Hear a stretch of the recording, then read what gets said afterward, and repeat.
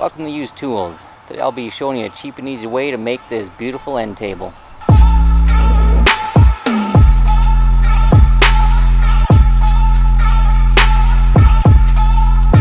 My wife brought this slab of wood home. She wants me to make a coffee table with it, but as you can see it didn't come with any legs, so we're gonna have to figure something out. I went down to the local hardware store to shop around for legs. Common type of legs for slab tables like this are your hairpin legs, which look something like this.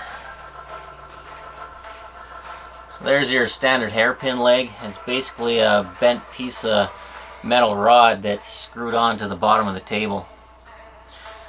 But at the hardware store, these were expensive. They were over $100 for a set of 3, and there's no way I'm going to spend that kind of money for a little coffee table. I can buy a brand new coffee table for less than the cost of the legs, so that was out of the question. So I went up and down the aisles of the hardware store looking for some alternative, and I found this. A big old flower pot. So I figured, well, this is only 20 bucks as opposed to over 100 bucks. I think this is going to be a better bet.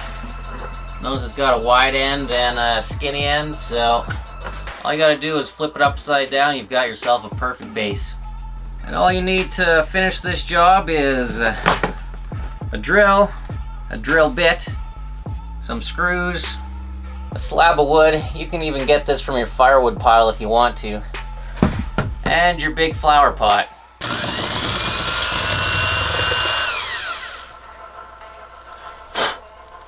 Drilling through plastic is pretty easy. Metal wood bits drill right through it pretty good. Another thing you can do is heat up a nail with a candle, and the hot nail will actually melt right through the plastic.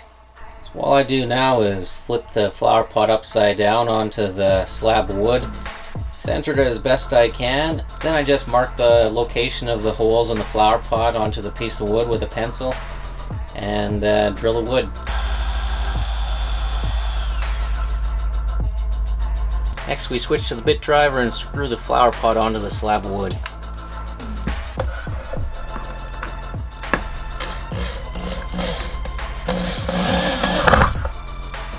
And that's all there is to it, folks. Simple and easy and pretty cheap. If any of you folks have any questions about construction in general, about your own projects at home, or anything you see here on Used Tools, feel free to drop a note in the comments below. I answer all of your questions. And I'll check you next time. Cheers.